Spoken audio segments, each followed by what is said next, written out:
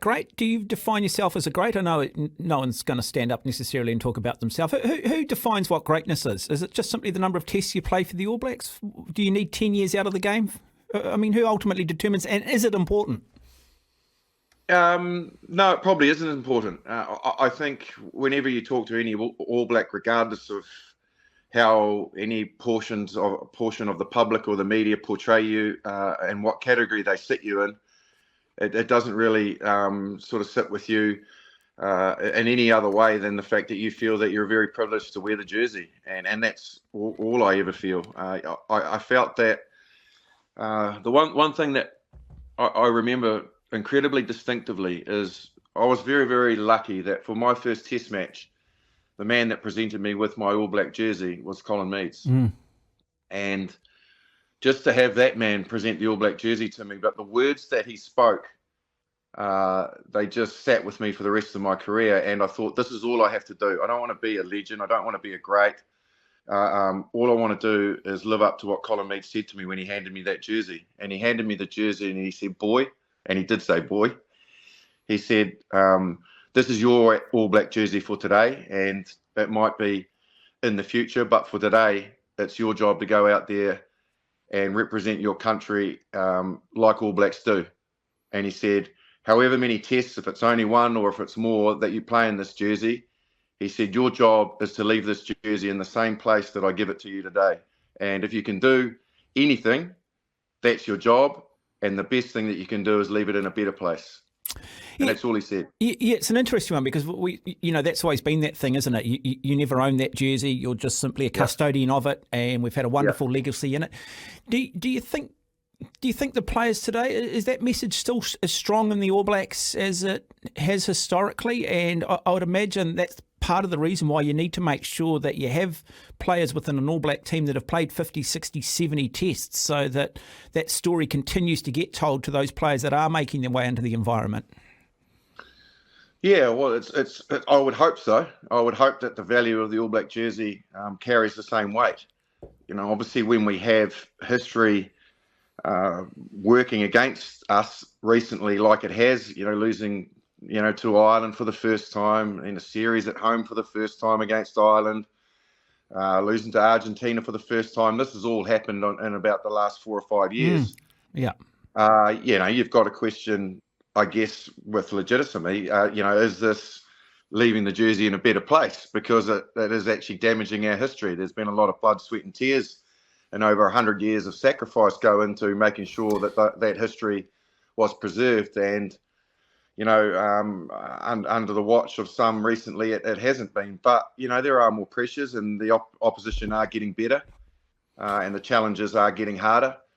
You've got to be aware of that as well. I wouldn't certainly like to be sitting in a glass house throwing stones out because, I don't know what's going on internally. But I just hope and I certainly feel that it would be the case, knowing the players that are in that team, that they are still looking to very much preserve and protect, but hopefully enhance that All Black jersey. And certainly they have every test match they put it on, they have the ability to do that. Yeah, I guess the question, why I ask you that, Justin, sitting here as a fan and somebody who at times gets frustrated, like I say, I've been critical of the way New Zealand rugby and say what's happening at senior club rugby level and what's happened at NPC and now this whole rest and rotation and it just doesn't seem to be a lot of depth and strength in Super Rugby. And I just sometimes feel that we've moved from being rugby fans to All Black fans, but then in recent times too. And I'll even go back to Steve Hansen after we lost to Australia, sort of judge us on the World Cup. And I just sort of feel like we're now saying it's okay to lose tests as long as you judge us on the World Cup, which means now rugby's being put on the once every 4 year basket. And it concerns me. And that's, I guess, why I asked you that question. Because as I want you to win every test, rightly or wrongly, I want you to go out and blow every damn team off the park because that is what the All Black brand is. That is what the expectation is. And it can't be once every 4 years. It's just putting all your eggs in one basket. The game can't survive. I totally agree. I'm certainly not on that pathway in terms of what the All Black jersey means. I believe that World Cups they're a modern day trophy. It's only ever been around since 1987.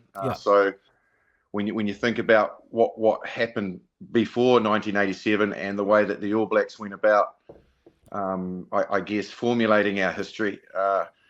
It certainly doesn't sit comfortably with me that we are prepared to damage our history to win a Rugby World Cup. That just doesn't wash with me. The players that I played with and the people that were involved in the side, like when we won in '96 in South Africa, that series for the first time. Absolutely. Yeah, and I lost 2 semi-finals of Rugby World Cups, which stung like hell, and they really hurt. But in saying that, the feeling of winning that series, I would imagine, would have the euphoria of any World Cup, because it was something the All Blacks had never, ever done in the entire history of our game. We had never won a Test series in South Africa, and that to me was the pinnacle of rugby. Not anything bar, not a World Cup, not a Bledisloe. That was the pinnacle of rugby to change history for the black jersey forever. Give me some insight. What was it like, towards the end of the John Hart era, when you guys ended up losing 5 tests in a row? You'd come off the back of that great era, that great side that had won that series in South Africa, but the likes of the Fitzpatricks and the Jonesies and those boys were starting to get towards the end of their careers, the Olo Browns, and you knew that all good things come to an end. And here's the New Zealand public going, hey, this is just not good enough. What was it like as a player? Tough, probably quite comfortably the toughest part of my rugby career. Losing home test matches. The one thing that I would say was that the effort was there. Yeah. There was no doubt that that the hurt was there as well, and there certainly was a feeling that we were not only sort of letting down the jersey, but we were letting down the public, and we were trying bloody hard. Those test matches, the majority of them were very, very close, and a couple of them we got pipped at the post. So we were in the fight.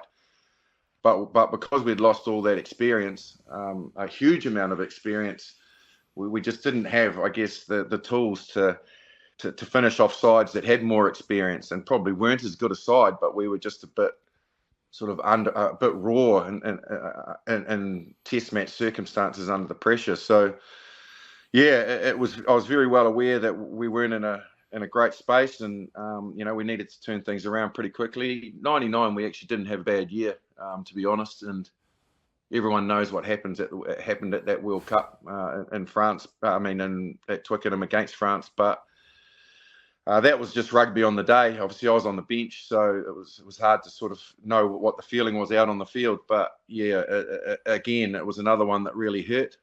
But that's a period, 96, 97, that was really tough. Not 96, 97, I should say, 98, 99.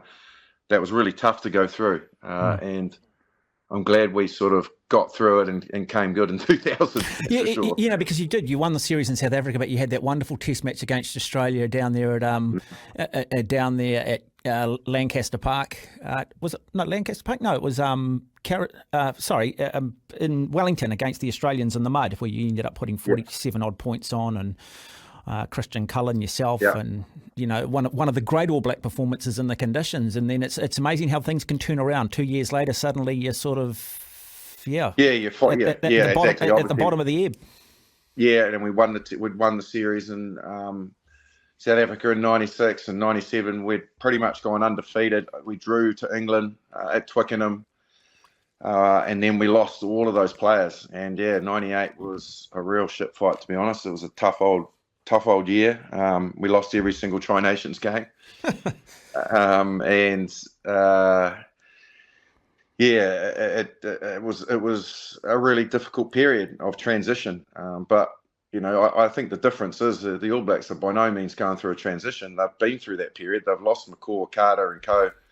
A long time ago. And the next step group of players that were coming through have had plenty of time in the saddle, and so I don't think there can be any working towards anything. It's got to be done right here, right now, as far as I'm concerned.